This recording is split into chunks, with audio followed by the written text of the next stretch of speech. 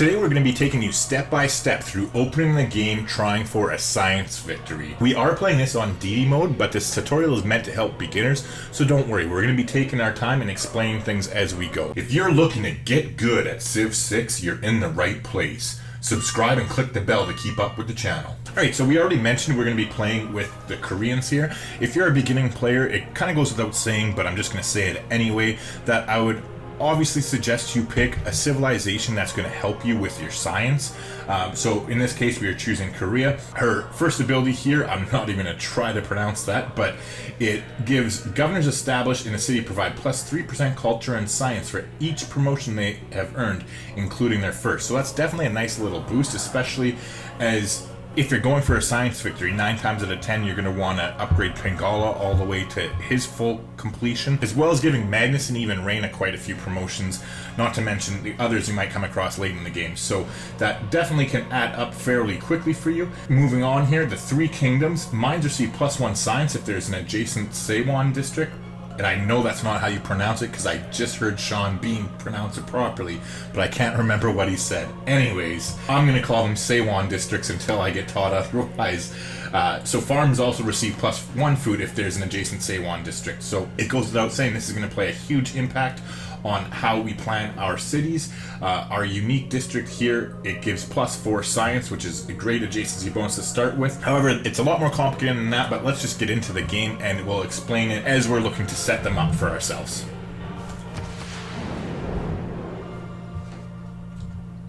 Alright, so it definitely looks like we have a fairly decent start here. There's a nice location for our Seiwan district. Now, I have to check here because I have only played Korea a couple times, so I want to be sure. I want to make sure that Seiwan districts also get adjacency bonuses from mountains. I know they have to be on a hill. However, I think they lose an adjacency bonus for being next to our city. So we definitely want to keep that in mind before we go ahead and start placing any cities down. So we get +4 science, has to be built on a hill. We know that much. However, -1 science for each adjacent district tile. I knew that already. We don't get any yields whatsoever from mountains. Okay, see, so that's perfect to know. So generally speaking, you would think that if you're playing a science game, you would want to either start your campus here or here, but because we have this special district as the Koreans, we do not get any bonus whatsoever for those mountains. So in fact, we want to have as many hills next to it as possible, and then also farms as well. So if we go ahead and build this right here, would be the best location I think for the Seiwan district, because oops, not the city district, what am I doing? If we build that here, then we'll get +1 science for building our mines here.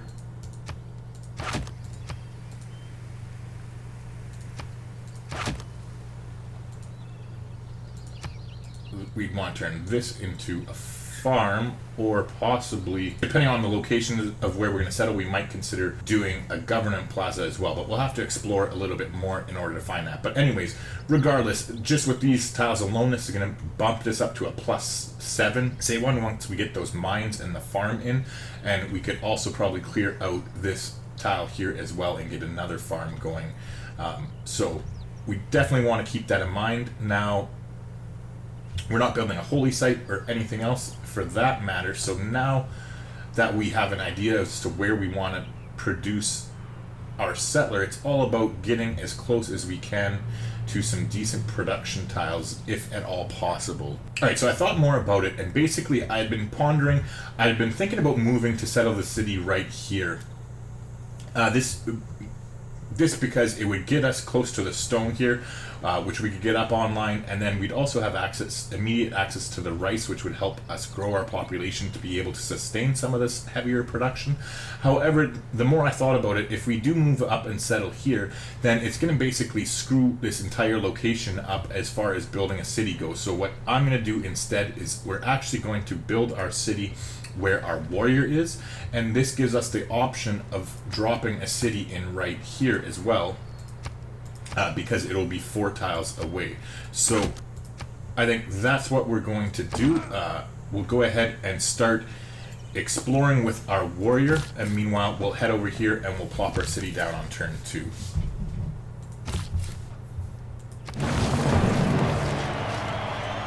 Alright, so we got the +1 era score there because it's on a river that has floodplains next to it, so it's a nice little bonus here, but definitely nothing to write home about. Now, it looks like we do have quite a few good tiles for production over here as well, so that's definitely looking to work well in our favor, especially considering we have some nice farm tiles as well, so we kind of have the best of both worlds.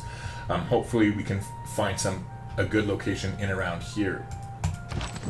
But let's just keep exploring with the warrior and see what kind of map we're working with. Now seeing as how we do have the floodplains already there, which is going to make our food increase go up, I think we want to get mining as quickly as we can here. And so what I'm going to do is we're going to go ahead and take mining, and then we're going to beeline for writing so that we can get the Seiwan up online as soon as we can. Now, as far as what we're going to produce with, we're going to go ahead and start with a scout and then kind of reevaluate from there. We're just going to keep looking around with our warrior here. We don't want to go too far because the barbarians have definitely been ramped up with this latest patch that came to us in June, so you want to, especially if you're a new player, you want to have your warrior pretty close around to your territory so you can swat down the barbarians and give them the proper welcome they deserve when they do show up, which is, generally speaking, pretty soon here. Now, we did go ahead and finish that scout, so I think what I'm going to do is go ahead and I'm going to go into building a warrior next. And this is because I want to be able to keep exploring and bat down barbarian camps, but also I want to get another unit out to explore, because considering we are playing as Korea and we're going to get 4 era score automatically for getting this district up, I really don't want to waste that era score, so I'm going to basically do everything I possibly can in order to get our era score up. Or sorry, get our era score up. Well, yeah, sort of. Get our era score to the point where we can secure the golden age in the classical era, if at all possible. And I think having another unit to explore definitely increases our odds.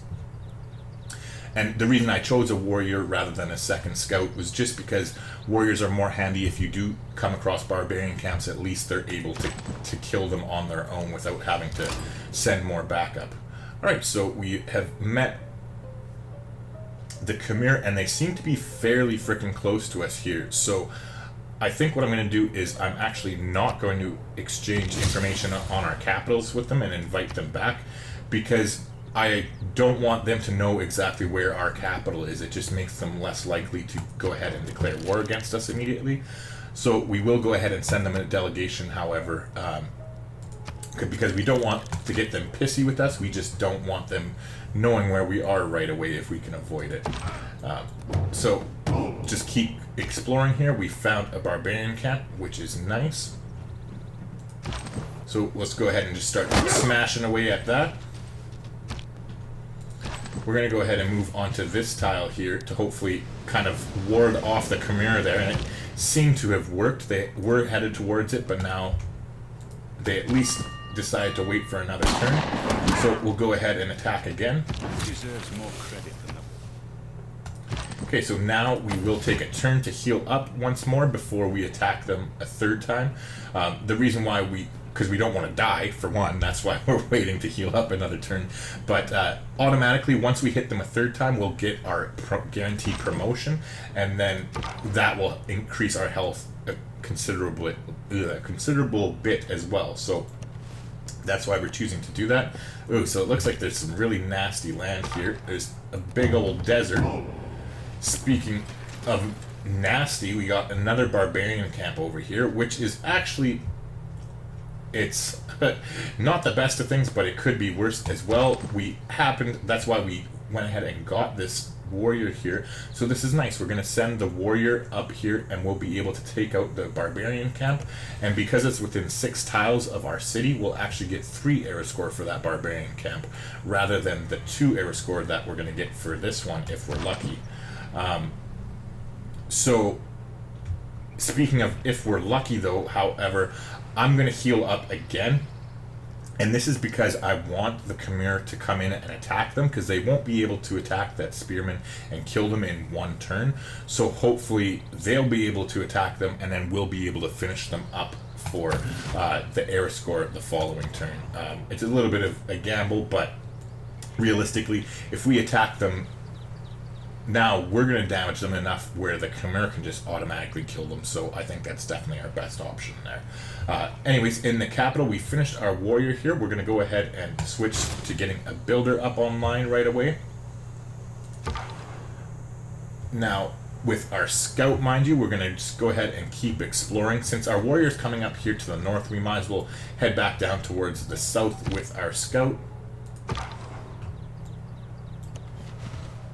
Ugh, just more of a huge ass desert, so definitely not what we'd like to see at all. We're kind of limited here as far as where we can actually build some decent cities, especially with the Khmer being so close here. That's really limiting our options. So that means we're going to want to focus on expanding as quickly as we can so we can gobble up some of this territory before the Khmer go ahead and screw it all up and by forward settling us. Behold the wonders of the heavens. Right, nice. So we discovered a natural wonder here, which is some more era score for us. Thousands of turquoise crows, tinged with a touch of black. Alright, so it's some more air score for us discovering it, but if we went and settled it, we'd also get more. However, that's far away from our capital, and it's probably not worth it unless we can find some really good tiles around there. The plus 3 air score would help, but if we can't end up keeping that city, if there's other civilizations around there with loyalty, pressure, and whatnot, it's probably a waste of time and effort. So we got Code of Laws here, so let's go ahead and slot in Discipline to help us deal with those barbarians. And unfortunately, we're going to have to pick God King because we want to get a Pantheon up and running. They didn't end up attacking them, so we'll just sit here and we'll let our warrior heal up another turn. Now, as far as where we go to research, I think it just makes sense for us to go towards early empire here, and that's so that we can get the colonization policy card up and running as quickly as we can. So we'll go ahead and slot that in now, and with any luck we'll be able to discover a second continent sometime soon. Now this is getting irritating. The Khmer still aren't attacking them. I don't know why. And I don't just want to be sitting there with a warrior doing nothing, so, I mean, if they don't attack them, then we're just going to have to say fuck it and take our chances. However, we really don't want to, because now, watch this. I will go ahead and attack them, and I can... Oh, we killed them in one shot. There you go. I'm pleasantly surprised. I guess being a little bit too glasses half empty kind of thing. I didn't think we'd kill them in one shot there. Alright, so we got the +2 air score there, plus the bonuses for clearing the Barbarian camp, which is nice. Our warriors finished up, our builders finished up in the capital here, where we still have a few turns to go until we place down our Sewang, or yeah, that's what we're calling it, because I can't remember how it's supposed to be pronounced. And so, you know what, I think we'll go ahead and start on a settler. Anyways, in the meantime, we do want to increase our food and production, so I think what we'll do is go ahead, we'll build the farm first, then we'll build a mine here next, and then at that point we'll just kind of sit and wait and see what tile it naturally expands to, whether we build the farm here first or the mine there, depending on how it goes. But we are going to have to purchase that tile most likely. Anyways, it looks like we've discovered, or are about to discover... Oh, never mind, we met the Aztecs and I didn't notice it. Wow. I'm very attentive today. Anyways, let's go ahead here and send them a delegation before they hate us. So that's good. Now, when you're in a game and we're not super close to the Aztecs, we have that desert to be a bit of a gap between us, which is nice. However, we're going to want to sell them all of our luxury resources as we get them up online. And that way it'll actually improve their relationship with us, because the governor has a personality agenda here where he likes civilizations who have the same resources as him and gets pissed if you don't have it. So by us getting a luxury resource and selling it to him right away, it actually triggers that bonus and makes him want to become friends with you, which then you've basically like nullified a very aggressive civilization in the game. So now that I'm actually thinking more about this here, how many turns do we have? We have 10 turns until writing, 10 turns till the settler, so that's going to work out well. And I think it just makes more sense for us to come up here and we're going to purchase this tile right away, and we're going to go get our jade online, and then we'll sell our jade to the Aztecs and help increase our relationship with them. In the meantime, let's just go ahead and turn the scout back onto automated exploration. Yes, nobody cares about you. Alright, so our warrior's available for promotion, so let's go ahead and do that. Seeing as how I'm not planning on an early war by any means at this point, we're going to go ahead and choose the battle cry formation. If I am planning on being aggressive in the early game, I think Tortoise is definitely the better option if you are planning on being aggressive, because it helps your melee units survive, whether that's from archer attacks or city attacks, in order to get your next promotion, which I actually generally upgrade both of these promotions here, Battlecry and Tortoise, before headed down either one of the options here. However, like I said, we're going to take Battlecry because we are going to be hunting barbarians with any luck. Right, so speaking of barbarians, awesome. They've decided to spawn another camp near us, which is great for us because it's free arrow score.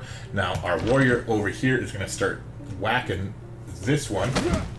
However, we're going to go ahead and get our jade online, and then now with any luck we're going to go ahead and trade it to our Aztec friends here.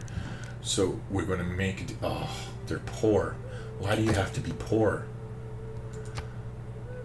So he is interested. It's a bit of a kick in the nuts because we wanted to get a lump sum amount of gold so we can do something. However, I think if we trade it, let's see if the Khmer has more money, and they do. So let's see if they'll give us more money, and they... Let's see, can we get 150? I think the Aztecs won't be pissed at us because we technically won't have the luxury resource. I'm not 100% correct on that, though, to be completely honest. I know it's definitely not going to improve our relationship anymore. Alright, so 117 is their limit here. As I was saying, I know it's not going to improve our relationship, but I think we're much better off getting the lump sum gold here. And in a perfect world, it would have been nice to improve our relationship with Aztec. However, I think getting that lump sum gold so that we can come here and we can purchase a slinger. And now we can use this slinger to go over here and clear out this barbarian camp. Not to mention also probably getting the bonus to the tech boost towards archery. Wherever it is here. Well, I guess we can't see it yet because we haven't got animal husbandry. But anyways, I think that's the better option. We still do have the desert between us and the Aztecs, so I'm feeling pretty comfortable that they're not going to be able to bum rush us anytime soon. So with that being said, let's keep exploring down this way. I'm not headed straight over towards the Khmer because I do want to see, hopefully we can find some good spots to settle in here. We have the one spot near freshwater here. However, hopefully there will be another river or something in here where we can drop another few cities. Fortunately, it's looking like that isn't going to be the case.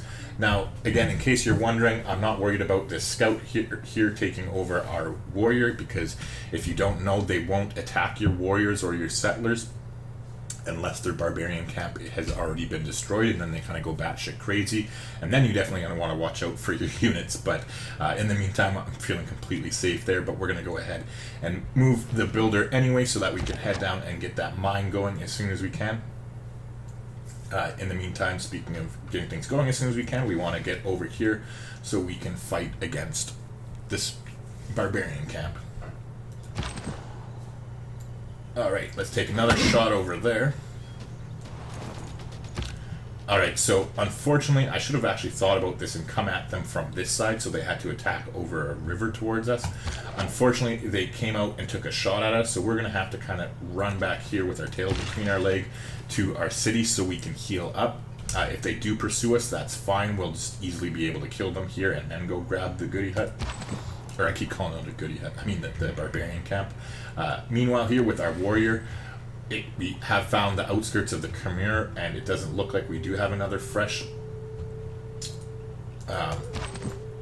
source of fresh water in here, other than right here. However, if we look at our settler lens, you can obviously see the loyalty penalties are definitely going to be a kick in the nuts. So we'll have to get this city in, and then maybe one more city in here, and then backfill another city in here. So in this kind of situation, seeing as how we have this huge ass desert right here, I think I might actually consider going to war against the Khmer if I can't get enough cities, because generally speaking, for a science game or a culture game, anything other than a domination game, you generally want to get between 8 and 12 cities up before turn 100, or as close to that benchmark as you can get. And if you don't have space to make 8 to 12 cities, then you need to make some space by taking over your neighbors. Otherwise, you're just really starting yourself off at a disadvantage if you try and win a game with anything less than 8 cities in Civilization 6. Unless you happen to be playing a 1-city challenge, but that obviously is completely different. Alright, so as you can see, they have moved in here with the spearmen, but that is a-okay with us, as now our builder is gone since he built a mine, and we can just sit here in the comfort of our house and shoot our slingshot at them until they fuck off, which they've gone ahead and done. We'll just keep here and heal up. Alright, so they've gone ahead and spawned a warrior over here. We also found out that there's a goody hut to go grab after we finish dealing with this. But seeing as how they did go ahead and spawn that warrior, we're going to just keep healing up here. We'll let them move towards us and engage, as we'll have the defensive bonus. But in the meantime, let's head over this way. I want to be able to kill 3 barbarians as quickly as we can so that we can get the boost towards bronze working.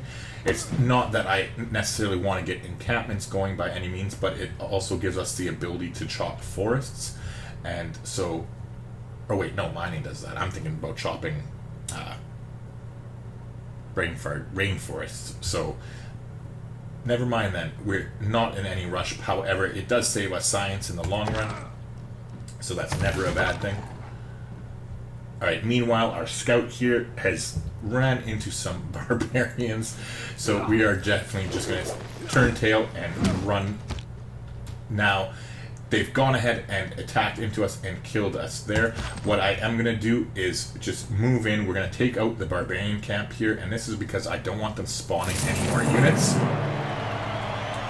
So we're guaranteed we got our +3 air score, and our warrior here is going to be just fine. They might attack into us with third warrior. However, we're going to get a promotion and be able to improve our health, and we'll easily be able to kill this warrior.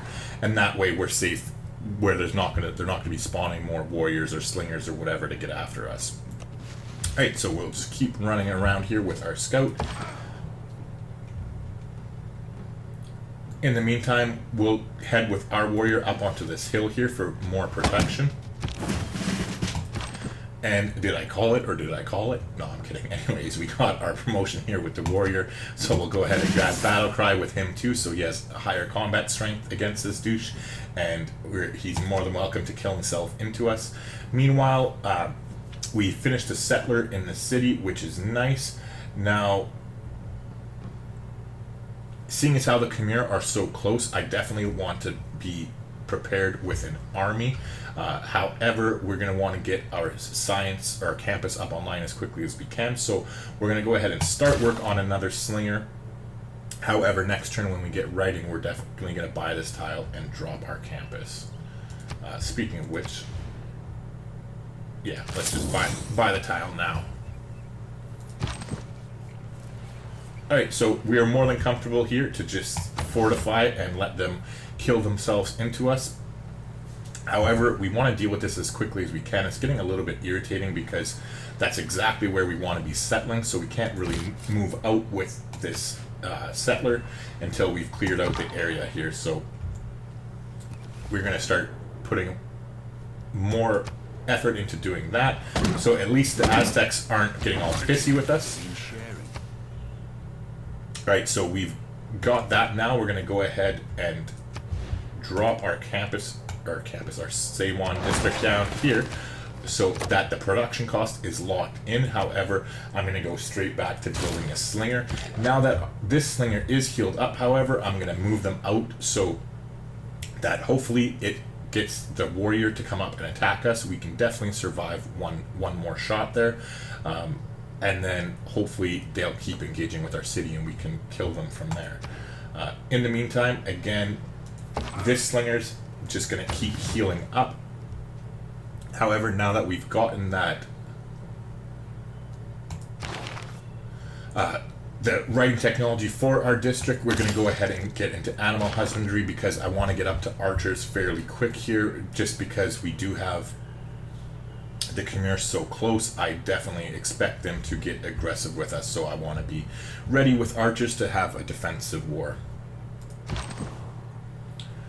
In the meantime, with this warrior, we're just going to move even closer to the goody hut. This barbarian here should finish killing himself on us next turn.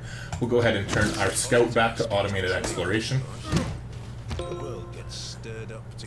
which is nice. We finally got foreign trade, so that's good. However, we still don't have our Pantheon yet, so we're leaving things the way they are. Alright, so as you can see here, things are getting a little bit hairier with the barbarians. I still think we're going to be okay. I'm not too worried about it, but we definitely want to concentrate on clearing this damn camp out as soon as we possibly can. Speaking of which, though, this warrior's just content to sit here and heal up. And we'll grab the goody hut and then heal up with this one as well. So it gave us a boost of population in this city, which is nice. Now our slinger can go here, and we're just going to go ahead and take another shot at this warrior. It'll be injured enough that it won't be able to entirely finish us off next turn, so that'll be fine. He'll kill himself by attacking us, and then we'll just run back into this city with this slinger, and next turn we'll have this slinger to come back out as well. Meanwhile here, for another turn, we're going to heal up with this warrior. They do have that slinger coming here, though, so we're going to have to be careful about that. I think after we take... Actually, speaking of which, we're going to move out of the way so that the slinger won't be able to attack us next turn, and we'll avoid taking too much damage that way. Meanwhile, this warrior can just rest until he's healed up. Alright, cool. So we got the boost for archery because that warrior killed himself on us, so that is a-okay. What we're going to do now is we're going to pivot and put our wounded slinger into the city and upgrade them. I'm going to go ahead and take the garrison promotion here, and this is because while the volley would definitely help us kill units when we're not in our city, I'm not planning on being very aggressive in this game, especially considering it is just an early game tutorial and we want to concentrate on science. So I think having the garrison promotion is definitely going to be the best bet. It's going to help us here when we're defending against these barbarians, but then also as we forward settle on the Khmer more, it makes a lot more sense for us to have an extra plus 10 combat strength on our archers and sit them in our city than it does to be being aggressive, since that's not something that we're really planning on doing. So now I'm hoping that the slinger doesn't actually get killed this turn. Between the warrior and the slinger, that might actually happen, which is going to be a little bit unfortunate, but there's nothing that could be done to avoid it, as if we moved them up there, they could still be attacked next turn. So now let's go ahead and actually take time to get our Seiwan out. I want to get our science game increased. It would help us out quite a bit here. Now, this warrior's just going to heal up and let them kill themselves into us. Now, the good news is we survived, so we are going to run like the chickens that we are. However, at least this slinger here will be able to take shots from inside the city with that extra plus 10 combat strength, and you can see it does quite a good deal of damage there. However, it's a bit unfortunate. We're going to have to back up even more to heal up with this warrior here before we can start actually using them again. Alright, so I actually just realized that the Aztecs are friendly with us, so we're going to go ahead and jump all over that and let's declare our friendship with them. It's basically just a guaranteed 30 turns where they cannot attack you, so they cannot sneak attack us no matter what. So that's a nice little bonus there, that we know we're totally safe from one direction, which means we can concentrate on this direction and dealing with the Chimera here, as I don't expect them to be much friendlier, especially as we eventually do manage to settle over here. Now, with that being said, I've kind of come to terms with the fact that we're not going to be getting our era score here, or our era score, yeah, well, we're not going to get our era score, so we're not going to end up getting our golden age in the classical era. So what I'm going to do is actually decide to prolong our production of the Seiwang here, because there's no point taking that 4 era score that we're going to get for completing this building in this era when we're not going to be getting our golden age anyway. It's just basically throwing our era score away, considering we've already secured a normal age. So that's what we're going to do. We're going to go ahead and switch out of that. Now we'll go ahead and start on another slinger so that we can have some more troops to deal with this lovely situation here. Speaking of which, let's keep running away with that warrior. With that slinger, I mean. Meanwhile, let's start... Oh wait, now that I think about it, I was going to say let's start exploring, but that doesn't make sense because we don't want to get any more era scores. So it goes with the same thing here. This is the exception. We will go ahead and take this goody hut here, and that's because goody huts don't give you era score once you get to the classical era anymore.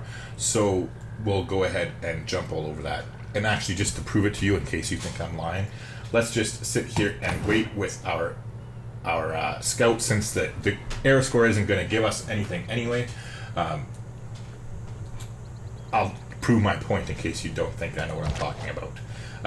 Anyways, let's go ahead and finish off this warrior here. Meanwhile, this warrior is just going to sit here and heal up as much as he can. Alright, so they went ahead and pillaged our jade, which isn't that big of a deal. The farm hurts a little bit too, but that's just fine with us, because the longer they're sitting next to our city, the longer we have to just wreck them with our plus 10 combat strength. Meanwhile, nobody's pursuing the slinger here, so we're just going to sit here and start to heal back up now that we're kind of out of everybody's range. Alright, so this warrior is healed up, so we'll start moving. We're not going to go very far.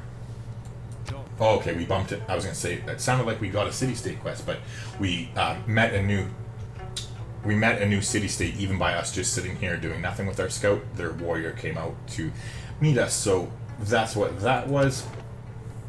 Now it's our first city-state we've met. They want the inspiration for state workforce, which will be fairly easy for us to do, as we're going to be building. All that is they need you to build any type of district. So as soon as we get this online, once our next age comes into effect, that's what we'll go ahead and do. So here we'll go ahead and take a shot at their scout. It's just more experience for our slinger. I do want to heal him up to full health as quickly as possible. However, free experience is free experience, and it gets him that much closer to be able to get another promotion, which would be a huge chunk of healing anyway. Now, we definitely want to pursue archery as quick as we can here. We've got the boost for it, which is great, so we'll definitely stop producing it before it completes, so that way we can get as many slingers as we can out. In case you don't know, slingers cost you 35 production, whereas an archer costs you 60 production, so you definitely always want to build as many of the cheaper units as you can, and then upgrade them with gold afterwards. It just makes a lot more sense to do it that way. Alright, so continuing on here. Again, we don't want to explore too far. I think we'll just go ahead and tell the warrior to stay on alert right there until we finish this era. Sounds like a barbarian camp spawned, which is fine. We can't really do anything about it since we do have a scout, which kind of honestly makes me wonder if going for the 2 warrior opening is a little bit better in this day and age with how active barbarians are. It's something I've been thinking about. I'm actually planning on doing a video in the near future comparing several different build orders, so it's definitely something that I'm going to be exploring more here. With this latest update of the June patch, it's really kind of thrown things all over the place, where things that we've taken for granted for a long time obviously have changed. So it doesn't hurt to do some exploring. Okay, experimenting would be the right word. All right, now we're going to make sure that we're not moving the slinger who has the promotion out. We want to move the other one, so we did that. So let's go ahead and take the shot here with this warrior. Meanwhile, we'll just go ahead and heal up here again with the slinger. It's not like that the scout is going to be able to kill us, so we should be just fine. And then we finished that slinger. I don't want to go too crazy with them. I know we do have these barbarians to deal with, but we have 3. You know what? I will pick up 1 more slinger. However, I'm going to go ahead and grab a monument in the meantime, and this is because I want to get our culture up, because the sooner we increase our culture, the sooner that we can get down the civics tree. Well, I mean, that just makes sense, but the sooner we can get these governor titles up online, and then the sooner we can also get towards political philosophy and unlock our 2nd tier of government, which is always definitely something you want to prioritize. We might as well move 1 more over here. I was just going to say the warriors are going to have to cross the river. I didn't realize that they had these fucking slingers that were so close by. So this is definitely going to hurt. We'll do the best we can, though. We'll move back here. We're going to take a shot at that warrior with them. Unfortunately, this one's going to kind of get sandwiched, and there's nothing that we can really do to avoid it at this point. Instead of finishing this warrior off, though, we're going to go ahead and take a shot at this slinger, and this is to injure them as much as we can. Seeing as how this warrior is so injured, he might either move away so he doesn't die without attacking, or he might take a promotion. Either way, he won't attack that turn. If he does actually attack, that's fine too, because he is so injured. I'd rather injure this slinger so that they deal less damage, and then hopefully we'll be able to kind of play musical chairs here and get this slinger into the city and this one down here next turn if our slinger does manage to actually survive that turn. Meanwhile, there's no point letting this guy take free shots at us, so let's definitely go ahead and kill the slinger there. Alright, and so unfortunately we rip Mr. Slinger. Had I been thinking about it beforehand, the smarter move would have been to move him back into the city and move this slinger out. However, you can't go back and turn the clock back, because I'm not going to like save scum or something. So it's just something that we're going to have to deal with. Speaking of that, we'll go ahead and move back up onto the hill here with this warrior so we have a better line of sight. And I'm going to start moving forward with this slinger. I'm probably going to keep them here and heal, though. That's a nice sound for our ears. We finally gotten our Pantheon, which means we can switch out of the crappy God King policy card. Unfortunately, it didn't work out for us where we have an easy switch out. However, you know what? I'm going to switch, and we're going to switch into craftsmanship, and this is just because it's going to take us a while before we can get to 6 population, which is what you need to do in order to get the boost for early empire, just because we got like hamstringed by these barbarians here, which is fine. I mean, shit happens. You don't always get to play the perfect game that you want. You kind of have to roll with the punches, right? So I'm not upset about that. It's just kind of realistically, it makes more sense for us to be able to switch out of this useless policy card, because now we have God King in here that helped us get our Pantheon, but now once we have our Pantheon, all it's doing is giving us +1 faith, which is never going to amount to anything, and other than that, just +1 gold. So clearly it makes more sense to switch out of the policy card as quickly as we can. Not to mention, might be able to look to building our empire faster that way anyways, and because we need 6 population in order to get the bonus on early empire. So let's take a look as far as Pantheon goes. There's nothing out here that's screaming at me like, oh shit, we need to pick up one Pantheon over the other. So at this point, I think our two best choices are either the Divine Spark one, because it's going to help us get +1 great person points from every one of our campuses once we build libraries in them. Not to mention, also as we get theater squares later in the game, it's also gonna help with those. Or the other choice for us would be, I think, in my opinion, the religious settlements would be good. Getting a free settler would go a long way towards helping us right now. However, we don't have the best of locations available. We still have to deal with this barbarian problem over here. So we can look to settle another city over here. However, we don't have any access to fresh water whatsoever, other than if we go ahead and settle in the desert, which isn't something I definitely want to do right away if we can avoid it. So I think with that being said, we're better off to go ahead and kind of re-up on our scientific gameplay here and take Divine Spark for the extra great person points once we get our districts up online here. Alright, so we're going to finally heal that slinger up to full health. This warrior's approaching us, which is absolutely fine as far as I'm concerned. We have a nice defensive bonus on that hill there. Meanwhile, with our slinger here, we're going to come into our territory, and then we'll take a promotion. Now, with this one, I am going to take volley, only because we can only have one slinger in our city at a time. So this will help us lure them over across the river and hopefully be able to kind of one-shot them between our two units. In the meantime, our slinger's back up to full health there. Now, we've hit the classical era, which is good.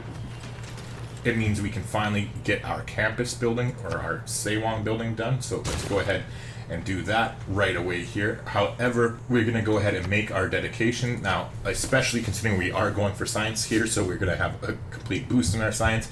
But just generally speaking, I think if you don't manage to get a golden age in the classical era, your best bet is to always go with free inquiry for the first dedication you choose. I just think triggering the Eurekas is a lot easier than it is to trigger the inspirations in your civic tree. And then realistically, you're not going to be building that many monuments during the era, like probably at the most like 3 or 4, so monumentality is kind of not really, it's just a so one to choose. And then Exodus of the Evangelist, it's a nice one to choose if you are going for a religion. However, even then, I wouldn't suggest you take it in the classical era, as your religion is not going to be that powerful at that point. You're not going to have enough faith where you could produce a lot of missionaries and apostles, etc., etc. So I'd suggest just waiting until your medieval era to pick your Exodus of the Evangelist, even if you are going for a religion. But in our case, we're not. We're taking free inquiry either way, so we're going to go ahead and slot that in now. Now, generally speaking, I usually end these things around 50 turns for the most part. However, because we got off to such a rough start with this one here in the Barbarians, I think I probably will play for a little bit longer. I want to get a few cities out and get a little bit of a science game going here. Not to mention the fact that in case the Khmer do attack us here in the near future, it'd be nice for you to be able to see how I deal with an early attack from an enemy civilization on DD difficulty. So, I mean, if I can show you how I would do it on DD difficulty, then clearly being able to take those strategies and ideas and apply them to your own games would help you out that much more, depending on whatever difficulty level you happen to play at. Alright, that was a fucking mouthful. Okay, so let's go ahead here. What I'm going to do is go ahead and I'm going to move out with my settler. And you might be thinking I'm crazy. I want to lure them into coming closer again. Now, I think that between the slinger with the +10 combat strength in the city, and then this slinger here with the +5 combat strength, that they'll be able to one-shot whoever takes over our settler here. So we're going to leave them out there as a little bit of bait and continue on here. And again, we'll skip turn and wait for them. Alright, so we finished our Sewang, which is great. We also got the boost towards state workforce, which also helped us get the envoy over here in the city-state because that was their quest. So you can see we got that there, which is nice. Now, here's the proof. So we are not going to get an error score. As you can see, we're on 17 and 27. And we do not get any error score whatsoever once you're out of the ancient era for collecting goodie huts. So, anyways, we're going to go ahead and upgrade our scout here, and we'll choose Alpine. And then we'll send him on his merry way to keep exploring. Not to mention, we're going to do the same thing with this warrior here. We're going to wake up and send him on his merry way. So now here we go. They've captured our settler, which is just fine. What we're going to do is attack with this one first, and we've killed them. And now we'll move out and capture it back and still be able to kill their warrior here. Alright, so there we go. We suckered them in, we took care of them, and now we kind of have this in a little bit better of a situation. They have some of their barbarians headed over chasing our warrior over here, so it's going to give us an opportunity to hopefully sneak in here behind them and clear out the camp, settle our city, and then deal with the riffraff as they return afterwards. That's the plan anyway. Alright, so we've finished our Sewang. I want to go ahead and get one more slinger here before we start working on our library. So we definitely, I just happened to look up and notice it. I'm notoriously bad for this. We want to switch out of archery now as soon as we can because we don't want to get it. We want to be able to build at least one or two more slingers before going ahead and grabbing that. Alright, so now as far as where we want to go next, we definitely want to... Actually, I'm just thinking, would a Petra site... You know what? Yeah, okay. Let's go ahead and let's try and build a Petra site. So we'll say that this would be the ideal spot for the city. And now let's go ahead and head towards mathematics as fast as we possibly can.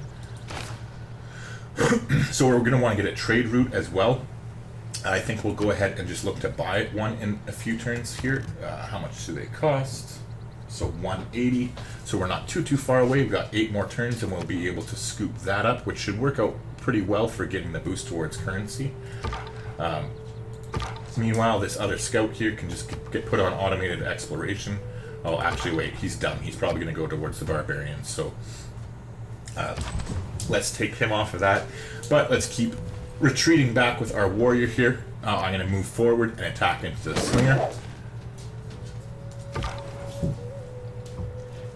Meanwhile, we're turning this guy back on automated exploration. Now let's go ahead and head straight over there with our settler. We'll definitely take this city next, but I think if we can get Petra, that can kind of turn a pretty shitty situation with this desert here into an okay one. I mean, I know we don't have very many hills by any means, but at least it will turn the ones that we do have into something a little bit better. Actually, speaking of that, maybe it does make sense to move this a little bit. We're going to settle right here. It would give us more hills for the Petra, and then it also opens up the avenue of us building another city, actually probably fitting 2 more cities in here. So 1, 2, 3, 4. So we probably fit another one in here. Oops, cancel delete. And then eventually even another one over here. 1, 2, 3, 4.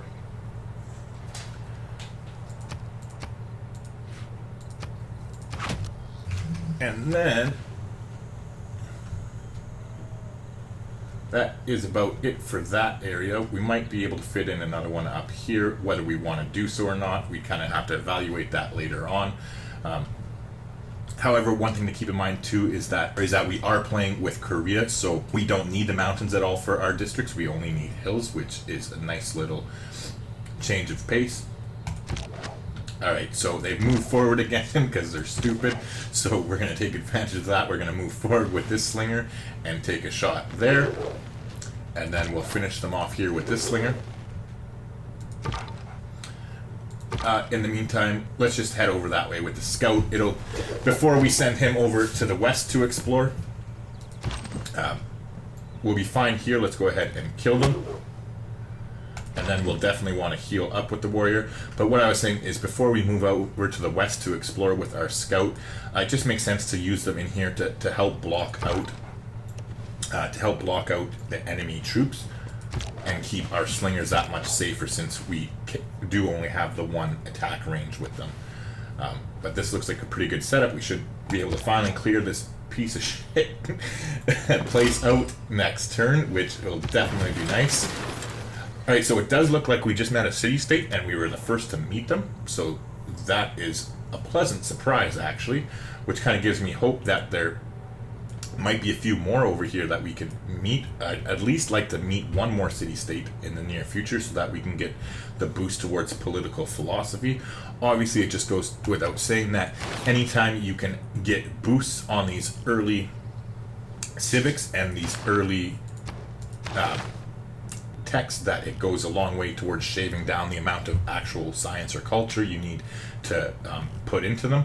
Not to mention, especially for us, we want to target the science one specifically, so we're definitely going to be wanting to try and find, or well, we might not do this one, found a city on the coast right away, but we definitely want to farm a resource and build a quarry as far as in the pasture, as well as these other ones, so that we can get our era score up as quickly as we can. So now what I'll go ahead and do is we're going to move forward and take out the barbarian camp there for an extra +3 era score. We're going to move forward with our scout there, so that the scout is the one that the warrior should probably attack into, because he's the weakest. And if not, that's fine, as well as our slinger should be able to take an attack from them, and then we should be able to double team them next turn.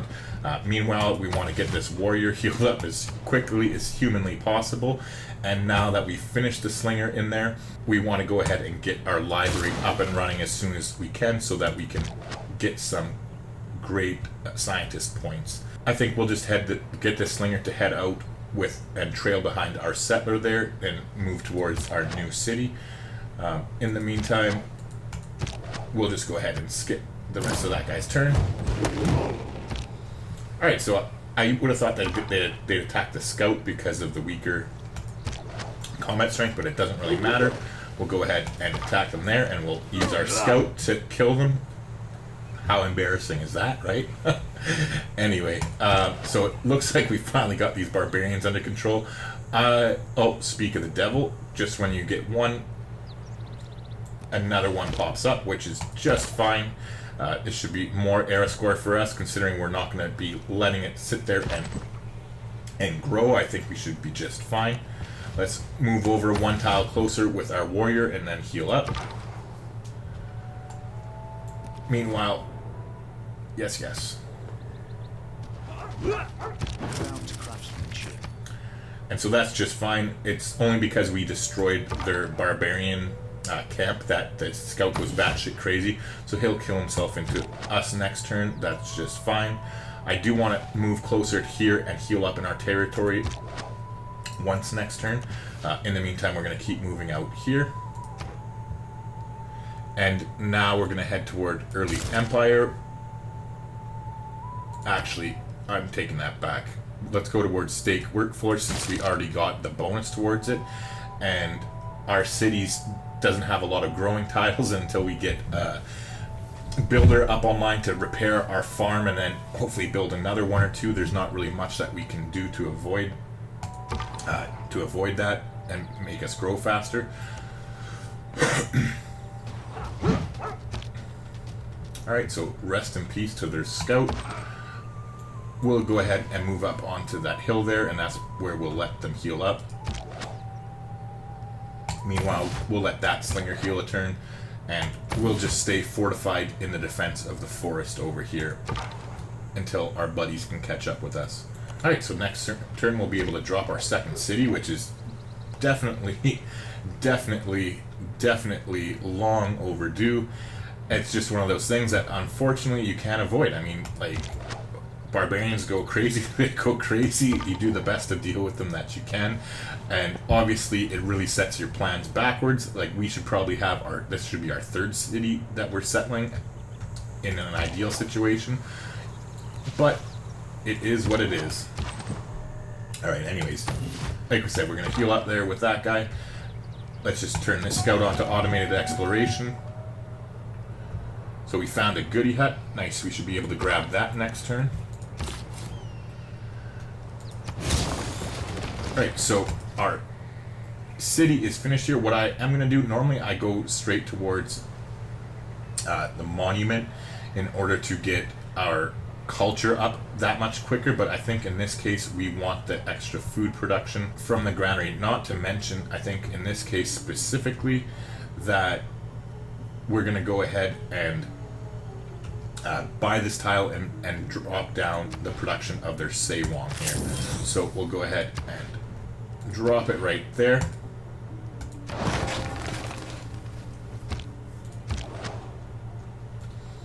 Right, so they've come out to meet us with the spearmen, which is fine. Let's get in closer with our other slinger here. Meanwhile, if they choose to do so, that is just fine. Let's move one tile closer and then heal again with the scout. And the reason I'm doing that is if I would have moved right here, they might be able to kill my scout next turn, which is just fine. If they want to do that, they can still do that. However, by moving him back here and healing him up, if they don't move back into their camp, I'm totally willing to sacrifice this scout and get him to move into the barbarian camp. Okay, sweet. So we got the boost towards early empire, so that totally changes my mind. Now that we got that boost, we're definitely headed towards early empire so that we can get colonization slotted in and start building some frickin' settlers as soon as we possibly can here, because we are quite a ways behind in that regard. So the Great Bath and Stonehenge is done, which we don't really care about. We'll turn them back onto automated exploration. Alright, well, I didn't see that coming. Wow, so they moved from here to attack nobody. Wow, they're special sometimes. Alright, so we're going to go ahead and grab the goodie hut for 3 more era score. Thank you very much. We'll take that all day. And now we'll just double team them here, and we should be safe. Whoever they choose to attack, doesn't matter. They'll die next turn. Alright, so now here we'll go ahead and get rid of that map tuck and just turn our slinger onto alert. Nice, so it sounds like there's another barbarian camp somewhere. Unfortunately, it's quite a ways away from where we are, so it's not really much that we can do to take advantage of that. I mean, I suppose we can try sending our slinger down there, but chances are that it's not going to make it in time, which is fine. I guess it doesn't hurt to try since we are declared friends with the Aztecs anyway, so we're not really worried about them attacking us. Alright, so this dumbass warrior went way up here and decided he wanted to explore the north. I guess that's my fault. I can't always be happy with the decisions they make when I put them on automated exploration. In the meantime, let's just move a little bit closer with our slingers here. We'll heal up this scout before sending him on automated exploration. Now, I know I had been originally planning on going with Pengala right away to increase our science and our culture. However, because we got our ass kicked so bad by these barbarians, as far as, like, I know they didn't kick our ass, as in we didn't lose a city or a ton of units, but it definitely put us behind what we want to do. So I think right now getting Magnus into our capital as soon as we can, and then having him with the promotion where it doesn't affect our cities when we build settlers, getting those 2 promotions, or getting him in there and then promoted to that right away, is going to be our best choice to try and rebound and get some cities up here as quickly as we can.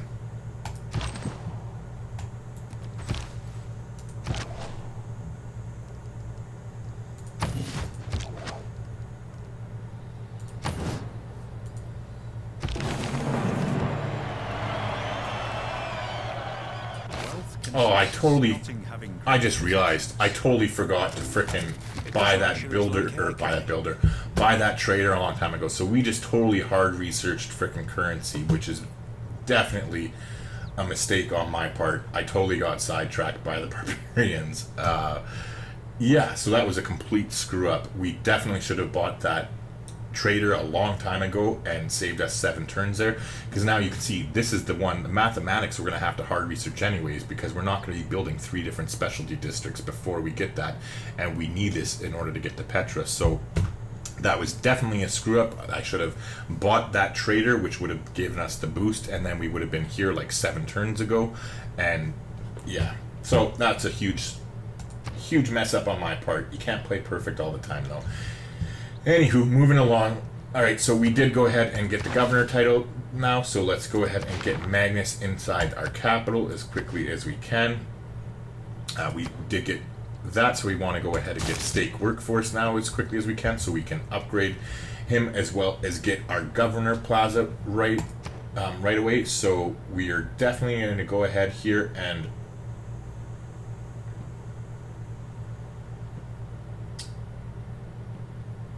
yeah, that's fine. Our population is bad enough as it. Actually, you know what? I'm gonna go ahead and grab a granary first, but we're definitely gonna switch out of. Oh, that's another huge mistake I made. I didn't switch out of the God King policy card when we got. Oh wait, no, I don't know. I'm gonna call it quits pretty soon here, because I'm clearly frickin' too tired to be paying attention. I know it's not late in the day or anything, but it's so frickin' hot here that like, oh, I got the fan on, or the ceiling fan anyway, but it's still hard to pay attention when you've been at it for a while. Alright, so yeah, we want to slot in colonization, because we will be building units fairly soon, and I think we've pretty much dealt with the barbarians that we're going to be dealing with. I mean, other than the odd one spawning up, so having a Gojin to get the extra production towards our slingers and warriors, because we want to grab at least 1 or 2 more before we go ahead and take archery. And we'll want to be doing that fairly quickly.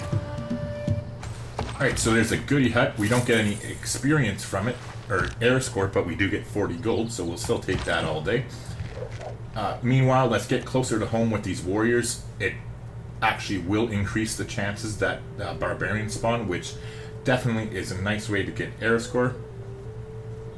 We're at 27 out of 27. So we've secured our normal age here, and we need to get up to 41 for a golden age. So that is a little bit of a journey, but we'll see what we can do here to try and make that happen.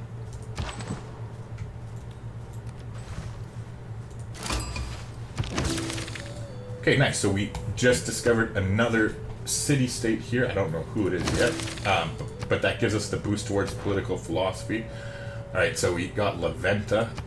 Where are they? Just a crappy religious state. Nothing that's going to really help us, but that's okay. We did find Bologna already, and we have an envoy there. And they're a great city-state to go for your suzerainship bonus when you're going for either a science or a culture victory. It's super powerful. Your districts with buildings provide +1 great person points of that type, whether that's theater squares or campuses, etc., etc. So clearly you can see that goes great, especially with our Pantheon that we already chose, where we do get the +1 great person point for having the scientist building, the library building in our campus. So if we take a look at the great people here, we probably should be getting pretty close. We're earning 3 great scientist points per turn right now. So we're beating everybody now at this point. This other unmet player does have more points than us, but that's just because they got their districts up online sooner than we did. However, it is what it is, and we are going to really ramp up our city building here and our focus on science, so it won't be long before we're just basically beating the shit out of them when it comes to science.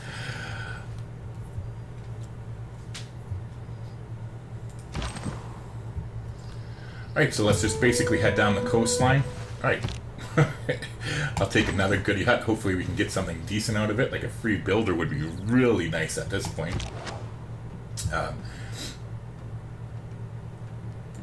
Anyway, we'll just sit here and turn them on alert. Same thing with the warrior here. Meanwhile, the scouts finally healed up, so we'll go ahead and just turn them on automated exploration. Right, so I'm just taking a look over here, and we're actually going to want to move Magnus to this city here because we're going to be chopping shit out to get the Petra on time. So we're going to go ahead and do that now, seeing as we're not planning to chop anything in the capital here. So it just doesn't make any sense for us to keep him in there at the moment. So we'll go ahead and move him down to Chuncheon, or however you pronounce that. Anyway, actually, I did a little bit more thinking here, and I planned a few more things for our city. So this city here will have a Seiwan there. I was looking for a spot because I want to lay down this government plaza, so I'm actually going to do that as soon as this population gets to 4. So there's no rush for right now, other than the fact that what I'm going to do is I'm going to go ahead and purchase a builder. And then in a perfect world, we'll buy that once we get back up to 90 gold. But let's go ahead and get our Jade back up online as quickly as we can. Now, in the meantime, we finished our granary hill here, which has helped with our food intake and whatnot. Let's go ahead and start getting a settler right away. And we'll move closer to the goody hut there. That's how polite of them. They moved out of our way. Unfortunately, we got another free scout. I mean, at this point, it's not really useful whatsoever, but I mean, I guess a free unit is a free unit, right? So we'll just go ahead and turn them on to automated exploration. Oh, shit. Alright, well, so much for attacking with our slinger. We're going to start running away here, and hopefully we don't get run down. Definitely didn't think about looking, and they have the horse tile near there, so those are a horse barbarian encampment, which is extra crazy. So we are just going to tuck tail and run if it's not too late, and get back to our territory with our slinger here. Meanwhile, we finished state workforce, so we're going to grab political philosophy. We're going to go ahead and take a look at our government, and we're comfortable with the way things are right there. However, we definitely do want to go ahead and actually, you know what? Since I'm not going to be building settlers in that city with Magnus yet, I'm going to go ahead and grab Pingala and put him in the capital. I had been planning on going double upgrade for Magnus right away. However, I think us getting the Petra is more important than us... Wait, yeah, I put him in there. Okay. Us getting the Petra is more important than us getting the settlers out quite so fast, because otherwise this city's going to be a giant smoking barrel of trash. So we definitely want to do our best to avoid that if we can. So we went ahead and upgraded that, which irritated him because he doesn't have it, so we're going to go ahead and trade it to him right now. Now he does have some money as well.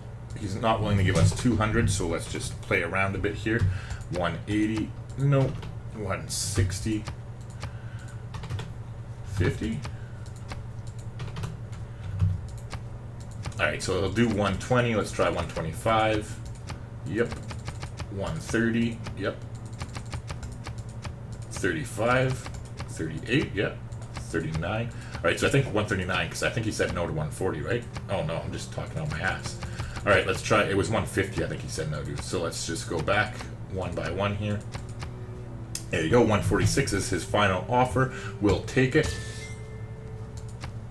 And now that goes, so trading him luxuries there gives us two things. It helps us out immediately because we get the lump sum gold like always, but it also helps us out because it makes him like us more. Like if you take a look here and we go over to our relationship status with us,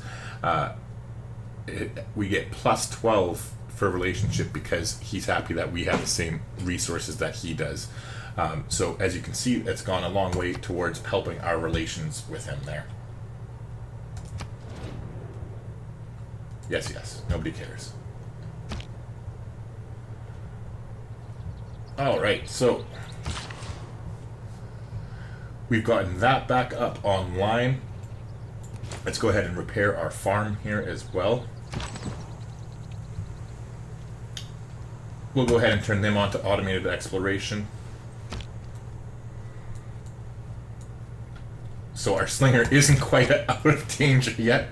Well, there you go. Now he pretty much is, as they won't be able to burn our city down while taking shots. And considering we don't have any tiles improved over there, we should be fine. So we did find a goody hut, it sounds like. So we'll go ahead and scoop that up next turn. Again, we don't get era score for them, but we do get the rewards, so it's always good to go after them no matter what. Alright, so meanwhile here, let's take a look and spend some of that money that we got. So I'm going to go ahead and purchase this tile here for the city.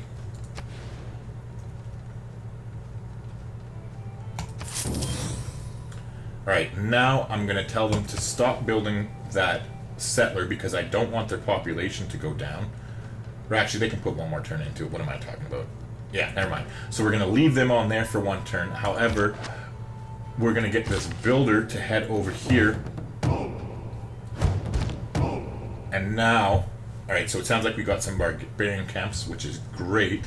Now we have one turn left on the settler. We're going to go ahead and we're going to harvest this resource, which should put us to 4 population here. So we'll go ahead and do that. And now we'll place down our government plaza here.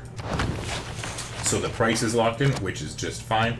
And now we'll finish the settlers. So even though we're going to go down to 3 population here, it won't matter. We'll still be able to build this since we have it locked in already. Now let's take a look and see where this barbarian camp is. It's up to the north there. And might as well, our units aren't really doing anything at the moment anyways. Let's start heading up there.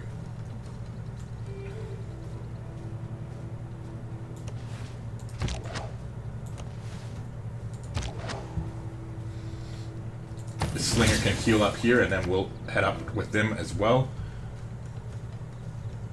Alright, so we got that from the barbarian goody hut, or not the barbarian goody hut, just from the goody hut, we got the tech boost to masonry, which is nice since we didn't have anywhere to build a quarry right away. So that's another era score for us. So we're at 28 of 41, so we have 13 left to go.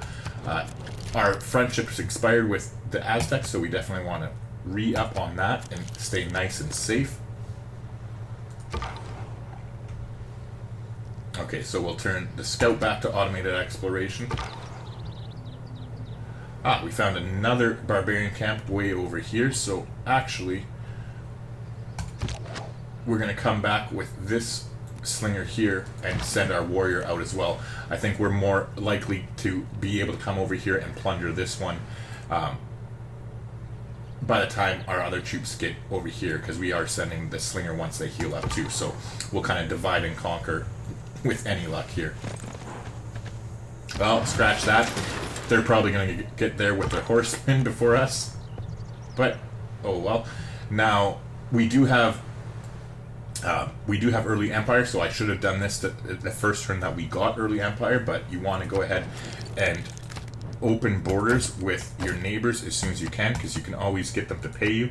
Like you just saw there, he's willing to give us 100 gold, so it's much better off to take the 100 gold, the lump sum gold, than it is to take the gold per turn, especially in the early game, because it just allows you to do more things with it. So we're going to play around here and see how much he's willing to give us. So somewhere between 110 and 130, so we'll do 120, 125 now. Alright, 122. No, shit.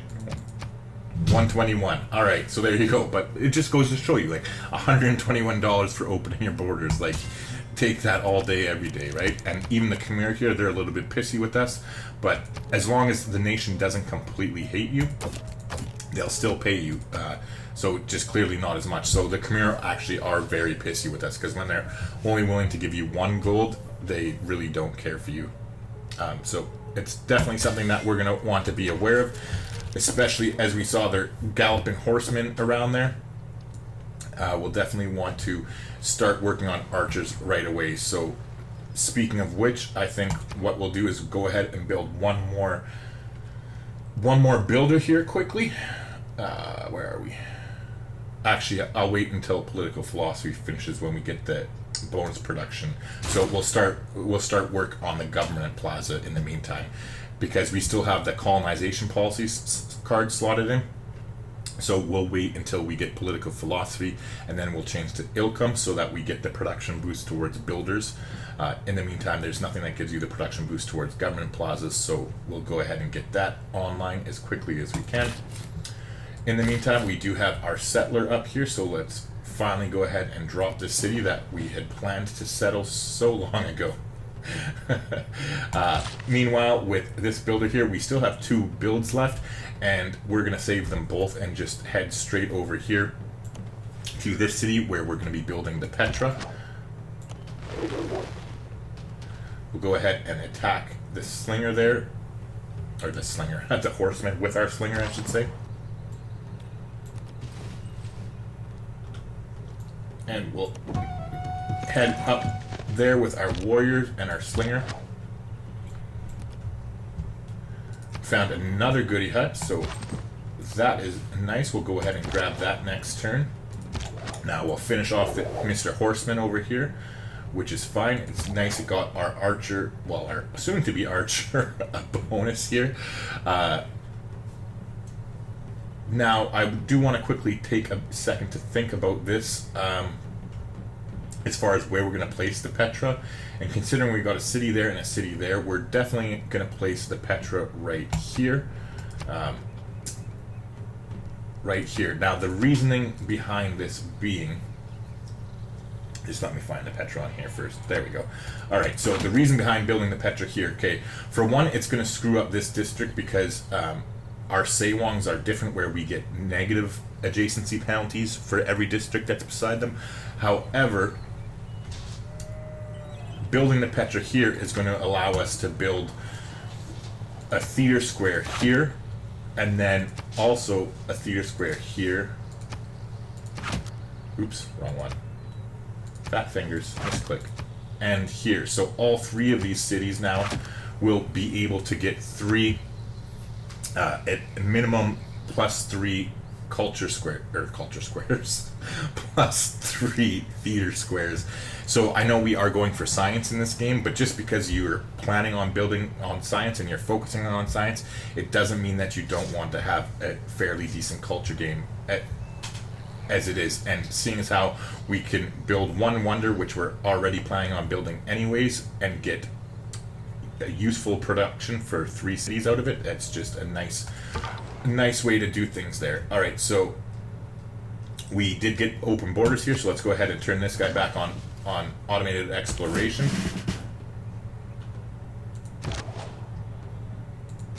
Alright, so this slinger did get a promotion. We're going to go ahead and take the garrison promotion, again, like we talked about, seeing as how, for the most part, we are going to be fairly defensive.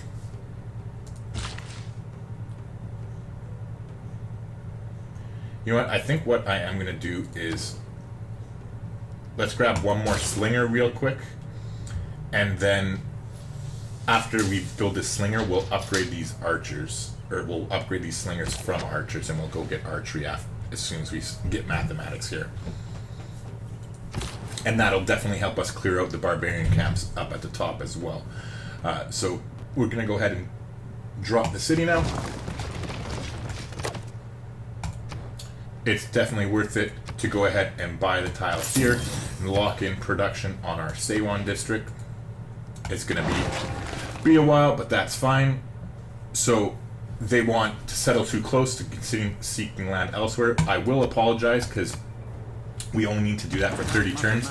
Not to mention there isn't fresh water in here, so I'm not really that enticed to go settle it that quickly, so I'm sure that the promise will have time to fulfill by then. Not to mention it gives us plus 30 district score, which we can then go ahead and come over here and get some cash for it. So let's see, 96. So we'll grab 96 gold from the Aztecs and then see if the Khmer want to buy some of their own favor back. Unfortunately, they don't have a lot of money. Alright, so apparently they're not making a lot of money. Clearly, they don't have a lot of gold per turn. But we'll take all the gold we can get for now, because it definitely helps. And, I mean, what good is the diplomatic favor this early in the game. Alright, so we're going to go ahead here and scoop up the location of our Petra, and I'm going to definitely plot that down before we forget right now.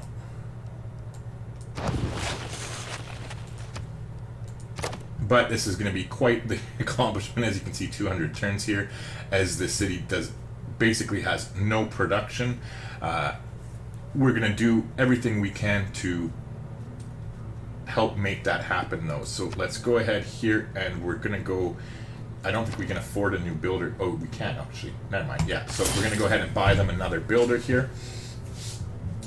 And we will definitely start working on that immediately. We're going to start doing chops and whatnot, anything we possibly have to in order to get this Petra down as quickly as we can. Alright, so speaking of getting that done as quickly as we can, let's take a look in the technology tree here, and we want to definitely work towards getting... Oops, that's going to get us archery. Hold on, we don't want to do that. So we'll start on masonry next. Actually, we'll go to bronze working first here, and then to masonry. Because if we can get some more iron in here too, that would be nice for production as well. We do have an envoy here. It just, in my opinion, doesn't really make any sense to send your delegation, because it just expresses your interest in city-states to them until you can actually take it over. So we'll just save our envoy for now. Meanwhile, this guy can go back to automated exploration. And our builder here is going to keep heading over this way. Alright, so it looks like we got our first great scientist. And libraries provide +1 science. Nice. Instantly builds a library in this district. Alright, well that is awesome for us. We're going to go ahead and recruit him right away. And guess where he's going? Heading his ass over here. Oops. I forgot we wanted to finish building said district first. So he's... Oh wait, what am I doing? I can just transfer cities. Wow. Like I said, I think I have been playing this a little bit too long here. I'm going to have to be calling it quits. Good thing we're almost done this. Anyways, okay, so we have the builder here. First thing we're going to do is build a mine here on the copper. Meanwhile, this slinger is going to keep working towards...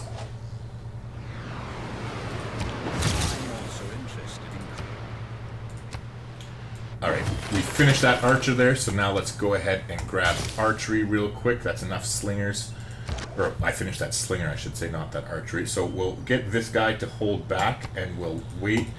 Meanwhile, we will press forward with that slinger, because we're just going to upgrade one of them. I want to save this gold to be purchasing tiles here for us to chop and harvest in order to get that Petra up and running here. So meanwhile, we're going to go ahead and transfer cities to over here, which will make him just in time to head to the Seiwan next turn and go from there. Now we're going to go ahead and finish up our government plaza. Looks like we got hit with a flood here. Alright, so because of the... Let's go ahead and take some free experience and attack the scout. Meanwhile, like we said, we're going to go ahead and build a mine there, which, that's nice. It happens to be our third mine, which gives us another arrow score, because we got the boost towards apprenticeship there from having 3 mines. So we're slowly getting a little bit closer here, 32 to 41, so we're 9 arrow score away. It does scare me a little bit, as we have 10 turns until the next arrow score, so I don't think we're going to be so lucky to get it. I'm just trying to think here, what can we get? I guess building a pasture would be one. Okay, hold on. So we need 9 arrow score. I'm just trying to think about this. If we get the suzerainship of Bologna, which we should, send a trade route, but we should still get that. Where are we? 72 influence 1. Oh god, never mind. We won't get that. So we need to send them a trade route if we're going to manage to do that, which means let's not build this government plaza, as it's going to do us absolutely nothing. Let's go ahead and start on a trader. The trader would give us 2 arrow score, so 2 out of 9, that would mean 7 left. We would also need to get a slinger here, or not a slinger, We need to get a galley, which would be another 2 era score. So that'll be 4 out of 9. When we get political philosophy, it's going to be 5 out of 9 and then 7 out of 9. So this actually is looking realistic. If we can manage to get a swordsman up 2, we could definitely do it. Alright, so it's cutting it a little bit close here, but we might actually be able to do this. So we definitely need you to come over here and get this pasture online. That's for sure. And then what else can we do? Farmer resource. Build a watermill or ancient walls. Alright, so it's going to be kind of cutting it close, but we might be able to do it. Let's at least give it our best shot here. So getting a trader is going to help secure the suzerainship, which is definitely what we need. Now we could, if we did have the money at some point, we can get points for upgrading 3 archers. That's definitely an easy one that we can go ahead and get as well. Alright, so we've made it all the way to the Barbarian camp here, and it's still here, which is perfect. Alright, so as you can see, we got +1 era score here from getting political philosophy, but now as soon as we choose our government, it's going to be 2 more. Divide and rule, a sound motto. Alright, and so we are going to go ahead and choose to go with Classical Republic this time. Now, I just think it's a good choice for us. I generally always pick either Autocracy or Classical Republic. Just in this case, I want the extra economic policy card slots, and plus the plus 15% great person points isn't too shabby for us either, as I'm not planning on getting in a war anytime soon. But now that gives us 2 more era score. So as far as our policy cards here, we're gonna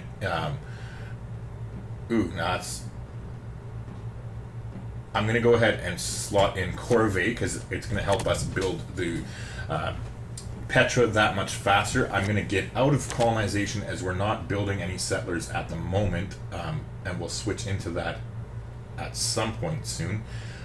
Meanwhile, we're going to be buying tiles there, so we'll put in land surveyors to try and save us a little bit of cash, because we're going to be buying tiles for that city to chop, and then we'll also put in +1 production in all cities, and then the charismatic leader as well. Right, so this is actually perfect for us, because it's basically a guaranteed 2 more era score here.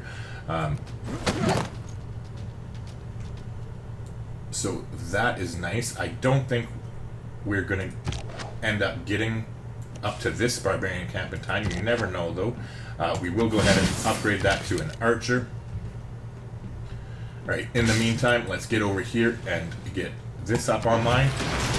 Now, that's really nice, because it gives us more great person points, because now we have a library in here. So that, coupled with the Pantheon that we chose, will really get our great person points going. If you take a look here, as far as scientists, we're making 3 per turn. Well, this hasn't been updated. It'll be 4 per turn, I'm pretty sure. But as you can see, we're already above the other ones, and we're playing catch up at this point. We've been so far behind. Anyway, so we're going to go ahead and switch back to the Petra immediately. Speaking of which, I'm pretty sure that this guy's camp has been destroyed. So, oh wait, maybe it hasn't.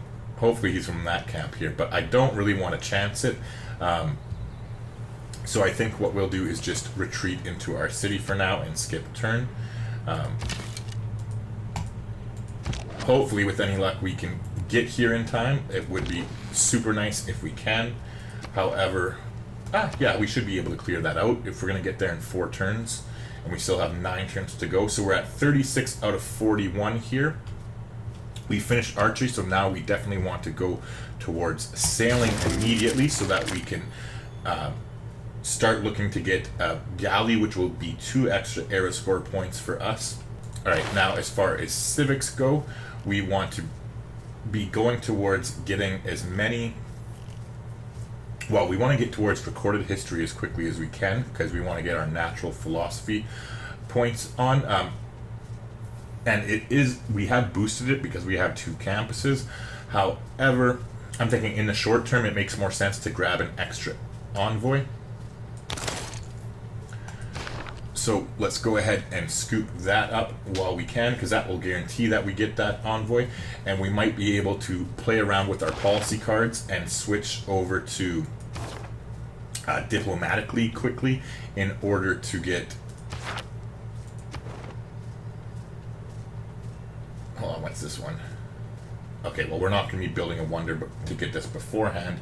However, we might be able to send them an envoy, which would count as 2, and yeah, so we might be able to work this out here by playing around with the policy cards. You'll see if it happens what I'm talking about. I'm not going to get into it too much right now. Let's just keep going here. Anyways, our builder's getting closer here, so let's head down to right here. We'll probably buy that tile next as soon as we can afford it. And in the meantime, let's head up here. Hopefully their scout will attack us. If not, we can probably take them out. Alright, so we got sailing. We want to switch into this right away here. Take a look. How much is a galley going to take us? 22 turns. So we're going to have to end up buying this if we're going to, which I think it's like 280 for a galley. Is that 260 or 280? 260. Okay, so we need 260 for a galley. Let's take a look here and see if the Aztecs have any more money. Unfortunately, they're really not making much money at all. We'll go ahead and grab their 52 here for some of our diplomatic favor. We'll check with the Khmer. Hopefully they have some more cash. Unfortunately, they're broke as balls too. We'll go ahead and scoop up their money. Well, we're definitely going to be cutting it a little bit close here. Now, alright, so we're going to be getting 1 air score for building this pasture. Which, let's go ahead and do that right now before I forget about it. So let's purchase this tile. Alright, so we got that tile, which means this will be an air score for us right here. Which means we're 4 air score away. So let's go ahead and get 2 right. Well, we better heal up first. Actually, let's just move forward.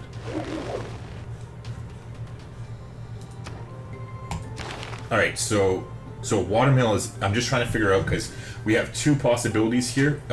Sorry, either improving construction or engineering, boosting them by getting watermill and ancient walls. I'm just trying to see which is less to produce. So, okay, they're both identical, so that's not going to help us either way. Let's take a quick look around to see if we have any resources that we can build a farm on inside of our territory. Yeah, we do. We have the rice here. Do we have a builder nearby that can do it?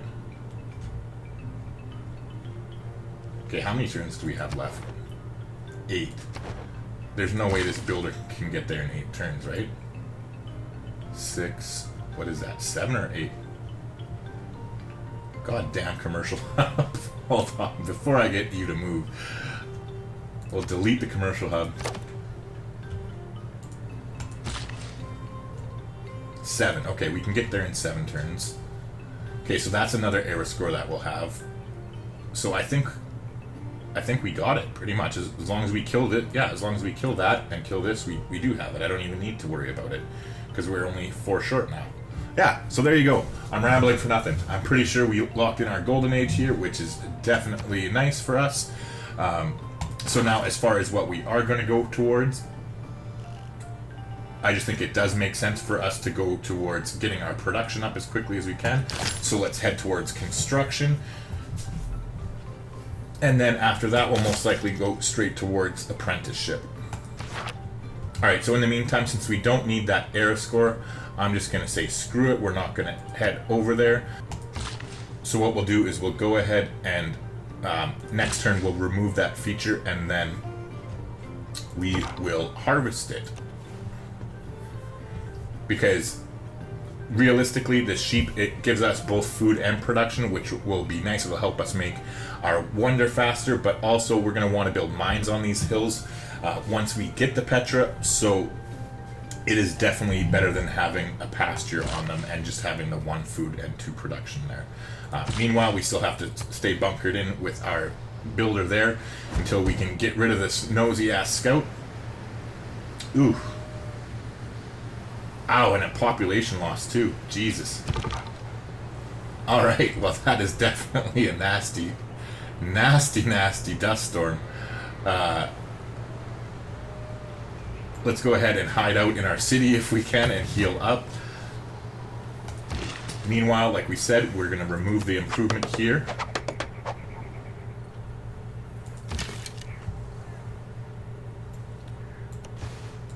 We're getting closer with our troops. Oh, somebody might steal this on us. You bastards. And again, we're going to skip turn with the builder. We'll keep them safe inside the city. They won't be able to steal this one on us, thank God. We'll heal up that warrior there. Now, in the meantime... Oh yeah, I was going to say, what the hell are they doing in our territory? But they don't have... we have open borders with them. We'll just go ahead and leave them on alert. Alright, so continuing along here. I'm feeling a little bit better. I went and got myself a portable air conditioner here. Now, we definitely haven't had it hot like they have in Europe by any means, but it is definitely a lot hotter than it usually is over here. So, anyways, with this builder, I'm going to head over here. We'll build a mine on the copper next turn. Now that we've finished the trader here, let's go ahead and get it transferred to this city so that we can trade with Bologna and become suzerain. Now, it is a little bit disappointing here that they cleared out the Barbarian camp. However, we are still going to be okay. And this is because we only need 4 air score. We're going to get the 2 from clearing this Barbarian camp, and then we'll get our last 2 air score from becoming suzerain of Bologna. So, we are all good. We have secured ourselves our golden age. So, let's go ahead here and start on the government plaza. Okay, so let's start harvesting the sheep here. Oh, my bad. Okay, I was thinking that you got production and food from harvesting sheep. However, that's not the case, at least not on a desert hill. So that's okay though. It's still going to help us increase our population here, and that will help us increase our production because our population will be that much bigger. So, but before we go and harvest that, instead we're going to skip our turn, and this is because if you look here, our population is going to be growing in 1 turn naturally. So we're just going to wait a turn. Our population will grow till 2. Then we'll harvest this and it'll push it till 3. And then when our other builder here finishes the mine, he'll go down there and harvest that one next turn. And that will put us at 4 population, which will make getting our Petra out a lot easier, especially once we can buy them some of these higher production yield tiles over here. Anyway, so yeah, we'll go ahead and skip the turn there. Let's try and get our archer out of this damn sandstorm. It's really kicking our ass. And with any luck, this scout will be taken care of here. This guy's come full circle on automated exploration. So let's head down here, and hopefully between all of us, we will be able to kill that thing. Now let's go ahead and kill the barbarians there. No hour of life is wasted. That is, I like to say I practice militant mysticism. Alright, so let's go ahead and do this before we forget. We're going to go ahead and send a trade route to Bologna. So now that will give us the extra envoy there. As you can see, we're up to 2 now, and now we'll send our envoy over there and get the 3rd one. Now, taking a quick look here, so train a quadrireme, which isn't going to happen, and trigger inspiration for drama and poetry. Alright, so that's definitely one that we are going to do. As soon as we get this Petra, we will get Leventa's quest, which will be a free envoy in them. So what we're going to do is we're going to confirm the placement. So there you go. There's our 2 air score, and then we're going to hop into here, and there's our other 2 air scores. So we've secured our golden age, which is nice. Now we're going to come in here though, and we're going to change our policies. We're going to slot in, since we don't have the money right now, I don't think. Wait, plus 67, we actually might be able to buy one of those tiles. Wait, before I do anything else, let's go here and quickly take a look.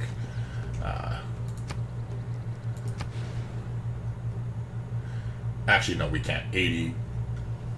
Yeah, we don't care about those tiles. Don't care about those tiles. Yeah, so never mind. We need 88 to buy them. So we're going to go ahead here and we're going to switch our policies. We're going to switch out of land surveyor since we're not buying anything immediately right now. And what we're going to do is slot in the diplomatic lead policy card. So now we're going to confirm that.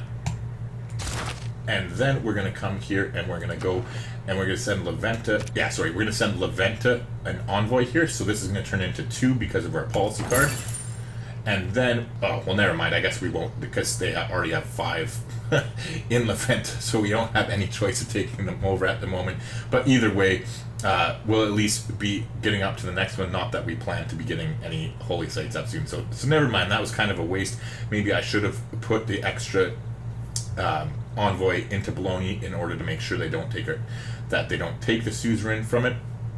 But we have the suzerainship bonus now too, which goes great with the Pantheon we chose as it is, where now our districts with a building provide an extra great person point per turn. So now our libraries are producing 2 great people points per turn per library, or actually 3, I think, because the library produces 1, and then you get an extra 1 from our Pantheon, and now an extra 1 from Bologna as well. So, anywho, getting back to it here, so we've gotten it down to 64 turns, which is still a little bit painful, don't get me wrong. So we're going to go ahead and harvest this here for food, so that'll put us to 3 population. And now we're going to build this mine.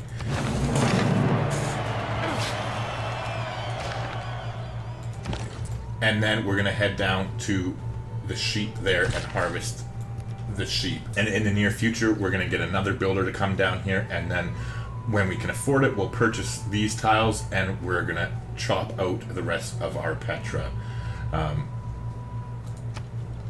With any luck here, actually, you know what? I'll pay for this tile next turn. That way we can afford our population. But yeah, now that we've gotten that taken care of, we want to head towards recorded history as soon as we can so that we can get natural philosophy up and running. Right, so might as well just head down with our troops back to our territory here since there's no more barbarians to play with.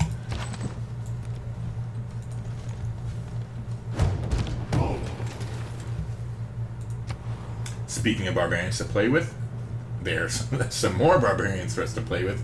So we'll go ahead and do that now. We have a slinger in position here, and we'll start getting our warrior and slinger from over here to head back and take care of that camp. Alright, we have finished our government, so we're going to go ahead and jump on the audience, the ancestral hall right away so that we can get back towards producing our settlers once we've finally taken care of the Petra here. We have gotten another governor title, so let's go ahead and promote Pengala right now since we won't be using. We do want to promote Magnus to the provision where settlers trained in the city don't consume a population, but until we have built our Petra, we're not going to be using this provision, so it essentially would be wasting a governor title considering we're going to be getting other governor titles in the near future anyway. So we're definitely going to go ahead and promote Pengala to connoisseur here, and this is definitely going to increase our culture. As you can see, we're at 8.3 production right now, and then once we get that locked in, it'll refresh there in a minute. Let's go ahead and take a free shot at their scout here for some free experience. And there you go. As you can see, it went up from 8.3 to 13.7, so that's a nice healthy boost for us. Now we can go ahead and send another envoy here, and this time I will go ahead and send it to Bologna because we definitely want to take care of their suzerainship, seeing as how it does work so good for us and what we're doing. Alright, so this is definitely not a scout that we're attacking. They're coming closer with their spearmen. So let's head down this way and see if we can get away from them. We might have an opportunity to snipe this barbarian camp. Now the air score isn't that big of a deal for us, but it would be nice if we could jump in there and we get, I think it's plus 30 gold or plus 40 gold for clearing a camp. So, I mean, free gold is free gold, right? In the meantime, our archers finally returned home, so we'll heal up now that we're in our territory. And our...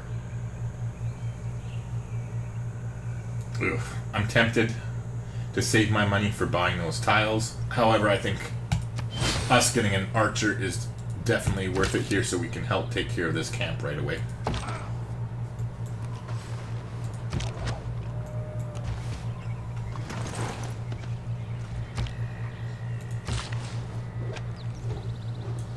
Alright, so now we're up at 4 population here. Let's go ahead here and quickly repair their library so that we can get access to the great people points. And then we'll plant, since they're at the 4 population, we'll plant down the theater square as soon as we get drama and poetry here. Now, instead of harvesting this, since it is only going to give us food after all, I think what I will is just do is go ahead and build a pasture on it. Since that desert storm came through, it's an actually decent tile now. Once we build that pasture there, having a 2 food and 3 production is actually a pretty nice tile, so we'll go ahead and leave that there for the meantime. If you're looking to get good at Civ 6, you're in the right place. Subscribe and click the bell to keep up with the channel. Now with our archer, let's start heading up here and taking some shots. We're not going to waste the health points on our warrior since we need him to take out that warrior camp, or barbarian camp I mean. But we will go ahead and take another free shot at that scout there. Now, I do want to avoid the marsh since we have a penalty against us for sitting in it, so we're going to bypass it there. But our slinger is nice and safe, so we're just going to go ahead and head through it. We'll turn this slinger on to alert. Okay, and there you go. We've entered the medieval era. Yes, nobody cares about you, Khmer. So they're getting pouty because we're in a golden age. So be it. Taking a look here. So the Aztecs are in a normal age. The Khmer got a golden age themselves, so I don't know why they're so pissy, but it's just because their leader has one of those agendas or whatever that is triggered with it. Anywho, though, this is where we're going to call it quits for the video. If you've enjoyed yourself or you've been having any... or if you've learned a thing or two, please feel free to leave a like on the video. It goes a long way towards helping me get discovered as a smaller channel. And if you want to be really nice, go ahead and jump down to the comment section and leave a comment down there too, if that helps us get discovered as well. I mean, I don't care. Call me an asshole. It doesn't really matter. Engagement is engagement. Anyways, I'm going to shut up and I'll just see you in the next video.